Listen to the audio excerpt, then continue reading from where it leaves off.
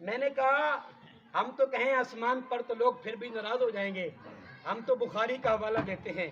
بخاری کہتی ہے اگر نبی نماز پڑھا رہا ہو، اگر ہاتھ اٹھا لے تو وہ جنت چلا جاتا ہے۔ سبحان اللہ، ہاتھ اٹھا لے، بخاری کہتی ہے ہاتھ اٹھا لے جنت چلا جاتا ہے۔ میں نے کہا جو نبی نماز میں کھڑے ہاتھ اٹھائے جنت چلا جاتا ہے، اور جنت ہے کہاں؟ عند سدرۃ المنتہی، انتہا جنت الماوا، سات اسمان دوتے سدرۃ المنتہا، پھر جنت۔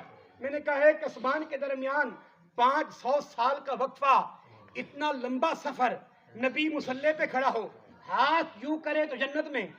سبحان اللہ، بخاری کہتی ہے اللہ اکبر، یا رسول اللہ، یا رسول اللہ، یا رسول اللہ، یا علی۔